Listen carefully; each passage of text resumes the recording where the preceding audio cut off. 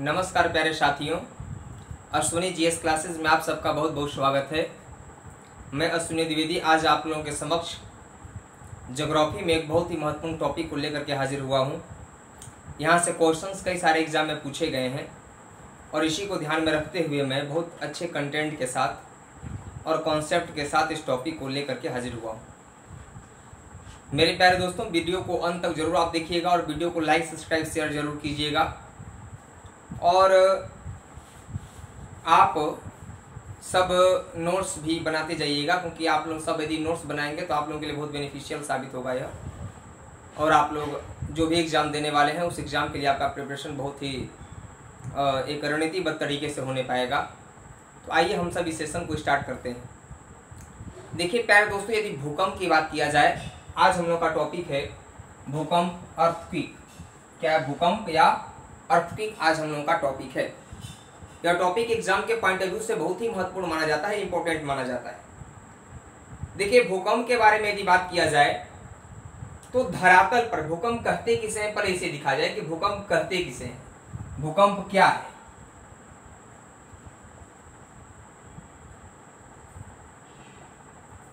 भूकंप क्या है? देखिए भूकंप क्या है की बात यदि किया जाता है तो सबसे पहले हम देखते हैं कि धरातल या पृथ्वी के अचानक कंपन उत्पन्न होता है। क्या होता है? कंपन उत्पन्न होता है, उसी को भूकंप कहा जाता है। तो आप देख रहे हो कि अचानक भूकंप, ये अचानक कंपन कैसे स्टार्ट होता है धरातल के अंदर, क्योंकि आपने इंटरनल स्ट्रक्चर ऑफ अर्थ को भी पढ़ा। पृथ्वी की आंतरिक संरचना के बारे में आपने बखूबी अच्छे तरीके से अध्ययन किया कि सियाल सीमा निफें 3 परतें पाई जाती हैं और तीनों परतों में आपने डेंसिटी के लेवल को देखा, टेम्परेचर को देखा और प्रेशर को देखा। डेंसिटी आपने लिखा कि जो भी चट्टानें पृथ्वी के अंदर पाई जाती हैं वह अनेक तीनों स्तर पर अलग अलग तरह की चट्टानें पाई जाती हैं। उन चट्टानों में उनका जो घनत्व होता है, जैसे जैसे आप पृथ्वी धरातल के अंदर जाते हैं तो वहां पर घनत्व में परिवर्तन पाया जाता है। और प्रारंभ में जो घनत्व होता है कुछ कम होता है, लेकिन जैसे ही आप 2900 किलोमीटर के अंदर जाते हैं पृथ्वी के अंदर, मतलब करोड़ की सीमा जहां से प्रारंभ होती है, बाह्य करोड़ की सीमा जहां से प्रारंभ होती है, वहां पर घनत्व में अचानक तीव्र परिवर्तन देखने को मिलता है। और जब केंद्र में जाते हैं 6371 किलोमीटर जो पृथ्वी की त्रिज्या है, जब वहां पर जाते हैं तो घनत्व वहां पर और ज्यादा देखने को मिलता है, 11-12 लगभग वहां पर घनत्व हो जाता है। देखिए पृथ्वी के आंतरिक संरचना के बारे में जानकारी के लिए मैंने आपको कहा था कि अज्ञात स्रोतों पर हम लोगों को निर्भर रहना पड़ता है। अज्ञात स्रोतों पर हम लोगों को निर्भर रहना पड़ता है। और पृथ्वी के आंतरिक संरचना के बारे में, इंटरनल स्ट्रक्चर ऑफ अर्थ के बारे में जो नॉलेज दिया गया है, उस नॉलेज के बारे में हम लोगों को प्रत्यक्ष जानकारी जो मिली हुई है वह 12, 13, 14 किलोमीटर से अधिक की जानकारी हमें प्राप्त नहीं होती है। क्योंकि यदि तेल का कुआं देखा जाए इराक ईरान में तो 10-12 किलोमीटर से ज्यादा गहरे नहीं है। और फिलीपींस द्वीप समूह की बात की गहराई किया जाए तो वो भी 15 किलोमीटर से ज्यादा नहीं है। इसलिए 15 किलोमीटर तक लगभग हम लोगों को प्रत्यक्ष जानकारी मिलती है, लेकिन उसके नीचे की जानकारी हम लोगों को प्राप्त नहीं होने पाती। उसके नीचे क्या है, उसके लिए हम लोगों को अज्ञात स्रोत, जैसे कि आप लोगों ने 2 प्रकार के स्रोत की हम चर्चा किए थे, एक अप्राकृतिक साधन और एक प्राकृतिक साधन। तो अप्राकृतिक साधन में हम लोगों ने देखा था कि वहां पर टेम्परेचर, डेंसिटी, घनत्व और प्रेशर, ये 3 चीजें आर्टिफिशियल मानी जाती हैं। क्या मानी जाती हैं? अप्राकृतिक साधन माने जाते हैं पृथ्वी के आंतरिक संरचना के बारे में जानकारी प्रदान करने के संदर्भ में। अब यदि बात किया जाए कि प्राकृतिक स्रोत कौन कौन से हैं, तो प्राकृतिक स्रोत भी हैं पृथ्वी के आंतरिक भागों में। कुछ प्राकृतिक स्रोत भी हैं जिनसे हम लोगों को जानकारी प्राप्त होता है कि पृथ्वी के अंदर, क्योंकि यदि बात किया जाए कि 20वीं सदी से लेकर के जब से आरंभ हुआ भूकंप का स्टडी करना, तब से 20वीं सदी से लेकर के आज तक भूकंप विज्ञान ने पृथ्वी के आंतरिक संरचना के बारे में हम लोगों को बखूबी बहुत सही और सटीक जानकारी प्रदान करने में सफल हुआ है। अब हम प्राकृतिक साधन की चर्चा करने वाले हैं। किसकी बात कर रहे हैं? भूकंप क्या है आप समझ लिए, कि धरातल के अंदर जब अचानक कंपन उत्पन्न होता है, धरातल के अंदर जब अचानक कंपन उत्पन्न होता है तो उसे क्या कहते हैं? अचानक कंपन यदि उत्पन्न हो जाएगा धरातल के अंदर तो उसे हम लोग कहते हैं यही भूकंप है। लेकिन भूकंप के क्या कारण होते हैं इसके बारे में चर्चा करने वाले हैं। तो भूकंप के कारणों की यदि बात किया जाए कि कारण क्या है भूकंप के जिनके चलते भूकंप आता है, तो सबसे पहले आप देखोगे कि ज्वालामुखी क्रिया होता है। क्या होता है? ज्वालामुखी क्रिया पहला पॉइंट माना जाता है।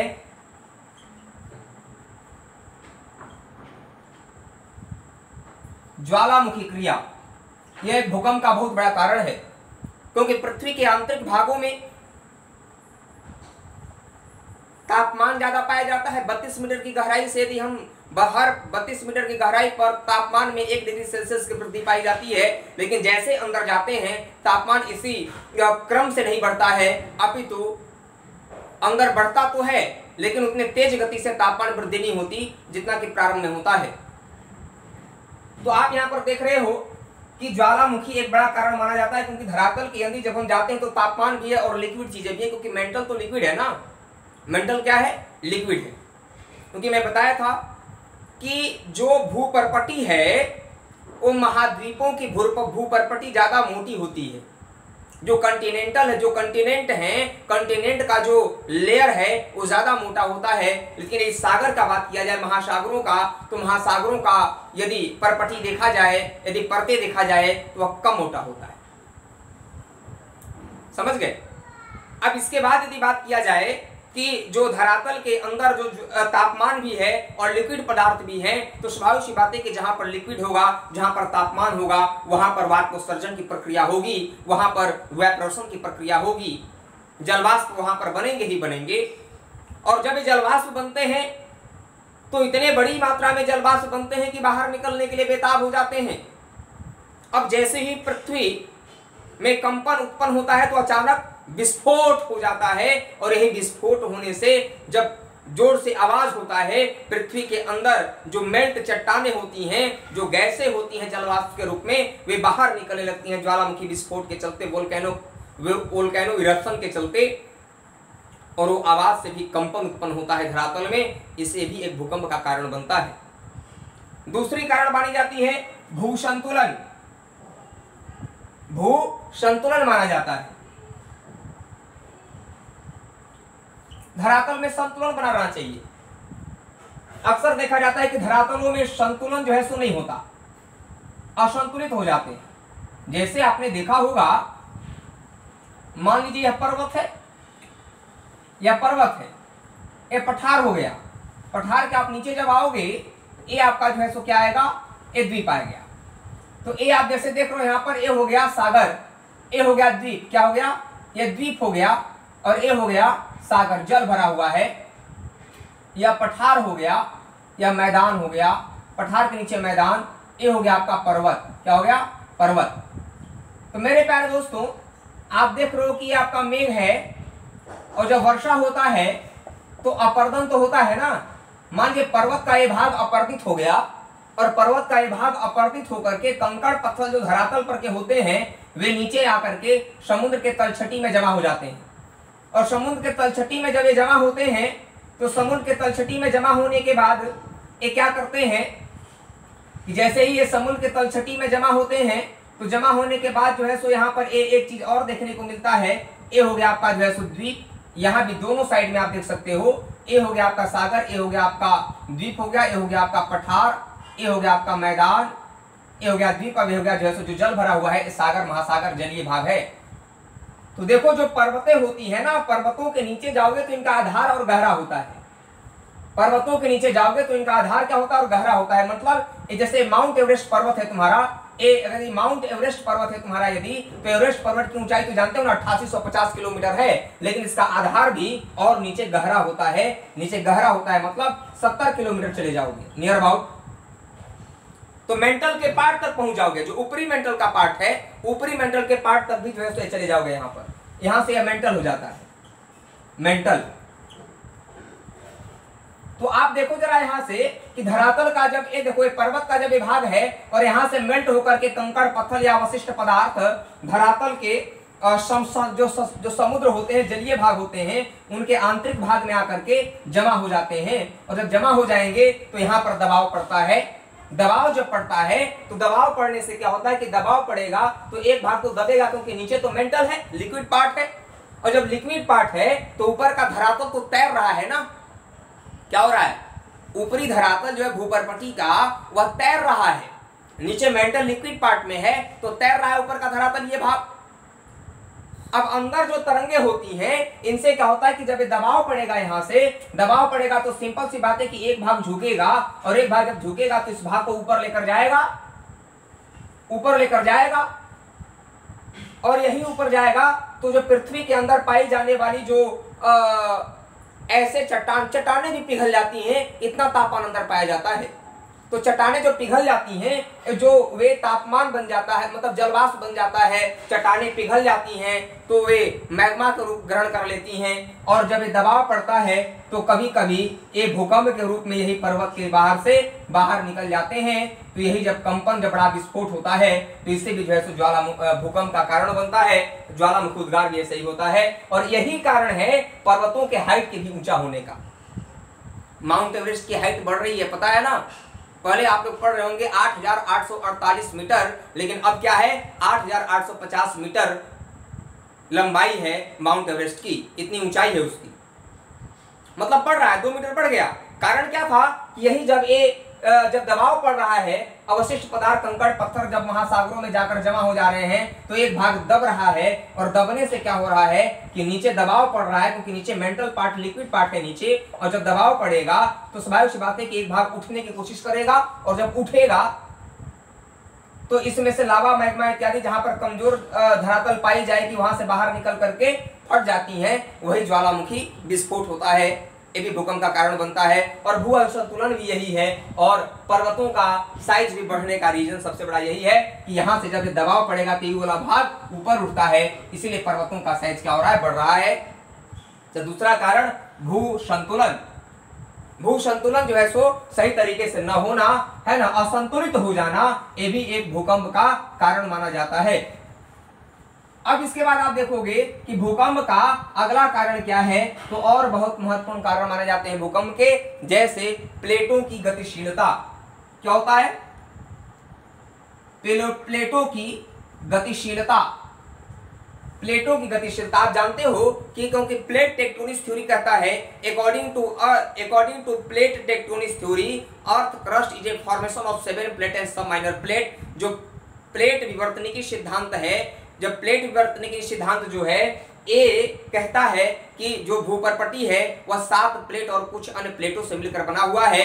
और ये प्लेटें एक स्थान से दूसरे स्थान पर मूवमेंट करती रहती हैं। और मूवमेंट करने से क्या होता है, जब बड़ी प्लेटें छोटी प्लेटों से टकराती हैं तो कभी विखंडित हो जाती हैं, या एक दूसरे पर ऐसे भी हो जाती हैं, चट्टानें एक दूसरे पर ऐसे ऊपर में चली जाती हैं। समझ गए? इस प्रकार की भी क्रिया बनती है। चट्टानें जब टकराती हैं तो बहुत प्रकार की क्रियाएं बनती हैं। जैसे आप ये देख रहे हो, कभी ऐसे भी चट्टानें हो जाती हैं, दूसरे के ऊपर हो जाती हैं। कभी कभी चट्टानें एक दूसरे के, जो प्लेटें होती हैं, प्लेट एक दूसरे से अलग हो जाती हैं। कभी कभी प्लेटें जो होती हैं एक दूसरे के ऊपर नीचे हो जाती हैं। ये 3 प्रकार की क्रिया होता है। एक ऊपर इसके चढ़ जाना, एक अलग हो जाना, एक ऊपर नीचे हो जाना।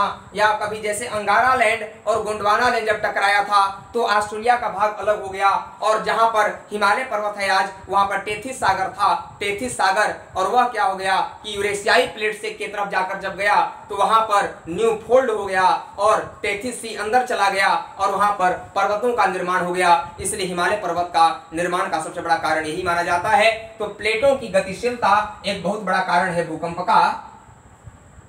अगला जो कारण माना जाता है वह है वलन या भ्रंशन। क्या हुआ?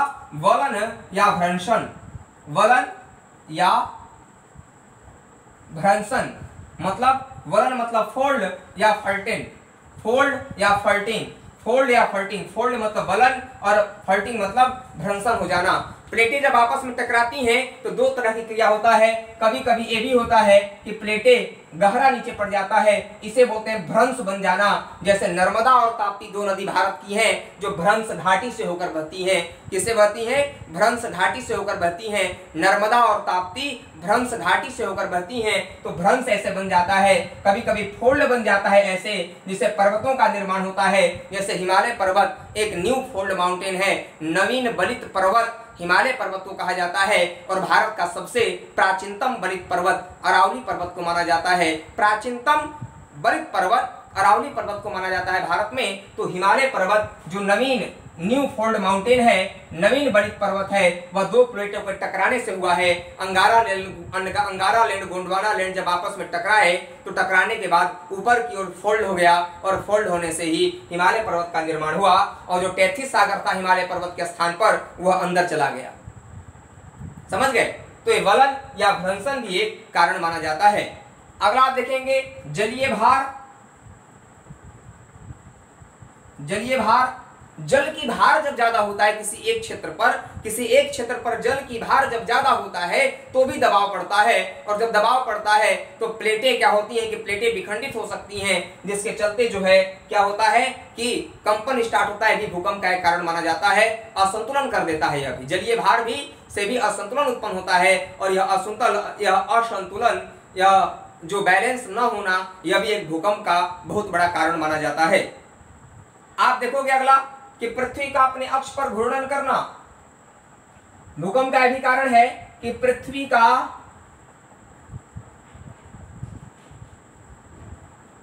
अपने अक्ष पर घूर्णन करना, रोटेशन करना। पृथ्वी अपने अक्ष पर घूमती है, यह भी एक भूकंप का बहुत बड़ा कारण माना जाता है। अगला माना जाता है अणु बमों का परीक्षण। अणु बमों का परीक्षण, अणु बमों का परीक्षण भी एक बहुत बड़ा कारण माना जाता है।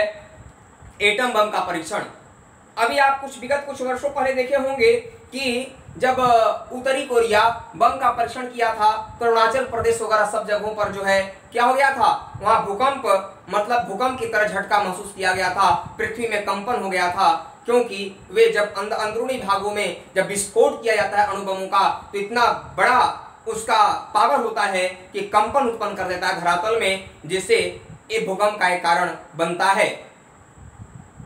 एक होता है कि प्रत्यास्थ पुनश्चलन सिद्धांत। क्या होता है? प्रत्यास्थ पुनश्चलन सिद्धांत माना जाता है भूकंप का एक और बहुत महत्वपूर्ण कारण है। इसे कहते हैं प्रत्यास्थ। क्या बोलते हैं? प्रत्यास्थ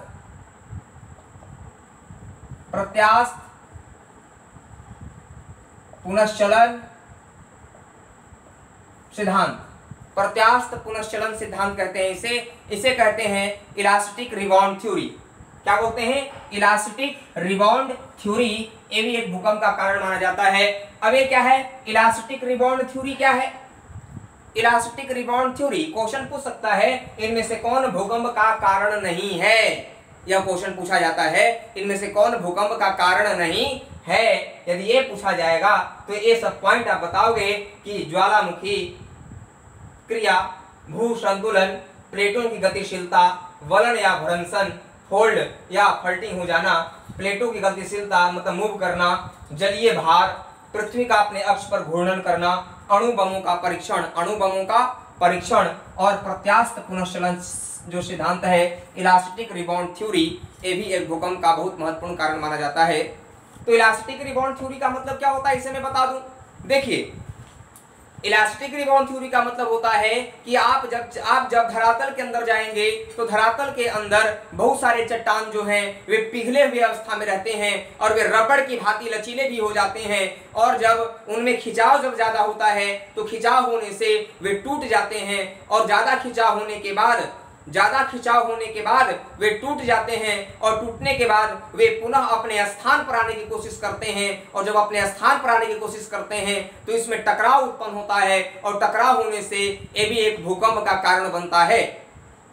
पृथ्वी में कंपन प्रारंभ हो जाता है, ये भी एक पुनश्चलन सिद्धांत यही है। जैसे मान लीजिए एक चट्टान का भाग है, एक चट्टान का भाग, इसमें जो है सो खिंचाव ज्यादा हुआ, और खिंचाव खिंचाव दोनों तरफ से होने से क्या हुआ कि बीच में यह टूट गया और टूटने के बाद यह पुनः अपने स्थान पर आने का कोशिश करता है। जब अपने स्थान पर आने का कोशिश करता है तो बहुत तेज कंपन प्रारंभ होता है और यह कंपन भी जो है भूकंप का एक कारण बनता है, क्योंकि पृथ्वी में कंपन प्रारंभ कर देगा तो भूकंप का कारण स्वाभाविक है कि होना ही है।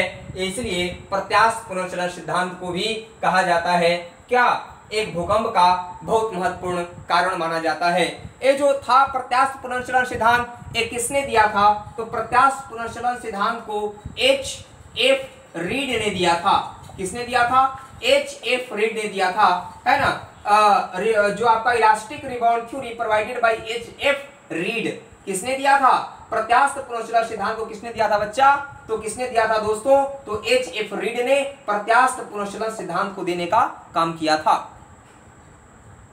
ये आप कारण को समझे कि भूकंप के क्या क्या कारण होते हैं भूकंप आने के। अब आप देखने वाले हैं, देखिए भूकंप जो होता है एक कारण को आप लिख लिए होंगे, अब मैं इसे इरेज कर रहा हूं। भूकंप का आपने, भूकंप क्या है आप समझे, भूकंप के कारण को आपने समझा। अब देखिए भूकंप जब आता है तो इसे मापा भी तो जाता होगा। भूकंप जब आता है तो इसे मापा भी तो जाता होगा ना भाई। तो देखिए भूकंप जब आता है ना, सबसे पहले हम समझेंगे कि भूकंप की जब अध्ययन किया जाता है, क्योंकि पहले तो ये व्यवस्था नहीं था, लेकिन बहुत समय से, लंबे समय से 20वीं सदी से आरंभ हुआ जब से अध्ययन, तब से जो है सो इसके बारे में जानकारी एकत्रित करना बहुत विद्वानों ने मेहनत किया और अनेक सूचनाओं को एकत्रित किया, इसका अध्ययन करना प्रारंभ किया। तब पता चला कि भूकंप के बारे में, भूकंप से पृथ्वी की आंतरिक संरचना के बारे में जानकारी हम प्राप्त कर सकते हैं। देखिए भूकंप आने से जब कंपन प्रारंभ होता है जिससे भूकंपीय लहरें उठती हैं। भूकंप जब आएगा, सिंपल सी बात है कि जब भूकंप आएगा तो क्या होगा? लहरें उठती हैं। क्या उठती हैं? लहरें उठती हैं। और इन लहरों को ही क्या कहा जाता है? इन लहरों का ही क्या कहा जाता है? जब ये लहरें उठती हैं, मतलब तरंगे जब उठती हैं तो इनका अध्ययन किया जाता है। क्या किया जाता है? इनका अध्ययन किया जाता है। और तरंगे जब उठती हैं तो इनका अध्ययन किया जाता है और इन्हें एक यंत्र के द्वारा प्रदर्शित किया जाता है। इन्हें एक यंत्र के द्वारा इनका अध्ययन किया जाता है। उस यंत्र को क्या बोलते हैं? भूकंप लेखी यंत्र। क्या बोलते हैं? भूकंप लेखी यंत्र। क्या बोलते हैं? भूकंप लेखी यंत्र कहते हैं या सिस्मोग्राफ कहते हैं। क्या बोलते हैं? सिस्मोग्राफ कहते हैं। क्या बोलते हैं प्यारे दोस्तों? सिस्मोग्राफ। सिस्मोग्राफ कहा जाता है। भूकंप आया, भूकंप आने से लहरें या तरंगे उठती हैं। अब इन तरंगों को अध्ययन किया जाता है जिस यंत्र के माध्यम से, उसे भूकंप लेखी यंत्र कहते हैं या सिस्मोग्राफ कहा जाता है। क्या कहते हैं? सिस्मोग्राफ कहा जाता है। अब आपसे क्वेश्चन पूछा जा सकता है कि भूकंप के अध्ययन को क्या कहते हैं? भूकंप के अध्ययन को क्या कहते हैं? तो भूकंप के अध्ययन को सिस्मोलॉजी कहते हैं। क्या बोलते हैं? सिस्मोलॉजी। भूकंप के अध्ययन को क्या कहते हैं? सिस्मोलॉजी कहा जाता है भूकंप के अध्ययन को। एक प्यारे दोस्तों क्वेश्चन पूछा गया है टेट वगैरह में या अदर एग्जाम में भी, इसे आप जरूर याद रखेंगे कि भूकंप के अध्ययन को क्या कहा जाता है? तो सिस्मोग्राफ कहा जाता है। भूकंप मापी यंत्र को क्या बोलते हैं? तो भूकंप लेखी यंत्र कहते हैं। और जिस यंत्र का नाम है भूकंप को मापने का, तरंगों को मापने का, या सिस्मोग्राफ के द्वारा भूकंप की तरंगों को, लहरों को मापा जाता है। समझ गए? एक होता है मर्केली पैमाना। एक क्या होता है? कुछ यंत्रों का नाम हम चर्चा करने वाले हैं। एक होता है आपका मर्केली पैमाना। क्या होता है?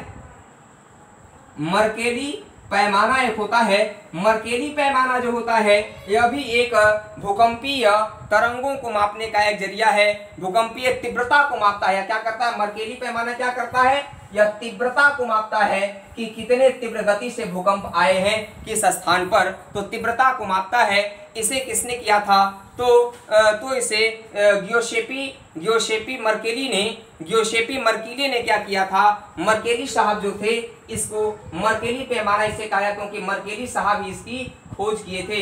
इस यंत्र का पहली बार प्रयोग किसने किया था? मर्केली साहब ने किया था, इसीलिए इसका नाम मर्केली पैमाना कर दिया गया। तो यह मर्केली पैमाना क्या करता है? यह तीव्रता को मापने का कार्य करता है। क्या करता है? यह तीव्रता को मापने का कार्य करता है। और यह 1902 ईस्वी में इन्होंने इसका किया था। 1902 ईस्वी में इसका यंत्र का प्रयोग किया था। किस सन में? 1902 ईस्वी में इस यंत्र का मर्केली साहब ने, ज्यूसेप्पे मर्केली ने इसका यूज किया था 1902 ईस्वी में। जो मर्केली पैमाना है यह भूकंप की तीव्रता को मापने में सहयोगी है। इस पर जो अंक होते हैं वह 12 अंक अंकित होते हैं। कितना होते हैं? 12 अंक अंकित होते हैं। इसके ऊपर 12 अंक अंकित होते हैं और 12 अंक तक यदि तीव्रता आती है तो उसको भी यह माप सकता है। प्यारे साथियों, ये भी एक बहुत बड़ा कारण माना जाता है। एक होता है रिक्टर पैमाना। क्या होता है? रिक्टर पैमाना। क्या होता है? रिक्टर पैमाना होता है। रिक्टर पैमाना भी जो है यह भी एक भूकंप की तीव्रता को मापता है। तीव्रता को मापने वाला एक यंत्र क्या है? रिक्टर पैमाना भी है। तो रिक्टर पैमाना पे अंक कितने होते हैं? तो रिक्टर पैमाने पर अंक जो है 1 से 9 तक होते हैं। प्यारे साथियों, कितने तक होते हैं? रिक्टर पैमाने पर जो अंक होते हैं, रिक्टर पैमाने पर अंक कितने होते हैं? 1 से 9 तक अंक होते हैं इसके स्केल पे। समझ गए? और इसका पहली बार प्रयोग किसने किया था? तो चार्ल्स फ्रांसिस रिक्टर ने किया था। किसने किया था? Charles Francis Richter. Charles Francis Richter ने इसका प्रयोग सबसे पहले किया था। रिक्टर पैमाना क्या है? ये भी एक भूकंप की तीव्रता को मापता है जिस पर अंक 1 से 9 तक अंकित होते हैं। और इसकी खोज सबसे पहले किसने किया था? पहली बार प्रयोग किसने किया था? तो चार्ल्स फ्रांसिस रिक्टर ने किया था। इसीलिए इसका नाम रिक्टर पैमाना रखा गया, जो भूकंप की तीव्रता मापता है। इस पे अंक 1 से 9 तक अंकित होते हैं और मर्केली पैमाने पर 12 तक अंक अंकित होते हैं। 12 तक अंकित होते हैं। प्यारे दोस्तों, यह भी भूकंप की तीव्रता को मापता है। 1902 में इसकी खोज हुआ था। किस सन में हुआ था? 1902 में इसका खोज हुआ था। समझ में आ गया? ये बहुत ही महत्वपूर्ण पॉइंट आप देखें, जो एग्जाम के पॉइंट ऑफ व्यू से बहुत ही महत्वपूर्ण है, जो कई सारे एग्जामों में यहाँ पर एग्जाम में क्वेश्चन पूछे जाते हैं। अब यहाँ पर अब आप देखेंगे कि सबसे देखिए, भूकंप की तरंगें जब प्रारंभ होती हैं तो मेरे प्यारे दोस्तों, आप बहुत ही महत्वपूर्ण पॉइंट को यहाँ पर देखें, जो आपके एग्जाम के पॉइंट ऑफ व्यू से बहुत ही महत्वपूर्ण था। अब इस सेशन को आप वीडियो को लाइक, सब्सक्राइब, शेयर जरूर कीजिएगा। इसके भूकंप के प्रथम भाग को हम यहीं पे समाप्त करते हैं। इसके दूसरे भाग में हम पुनः आपसे मिलेंगे। तो आज के लिए इजाजत देंगे आप। तो आज की वीडियो को हम यहीं समाप्त करते हैं। नमस्कार, जय हिंद। वीडियो को लाइक, सब्सक्राइब, शेयर जरूर कीजिएगा प्यारे साथियों। जय हिंद।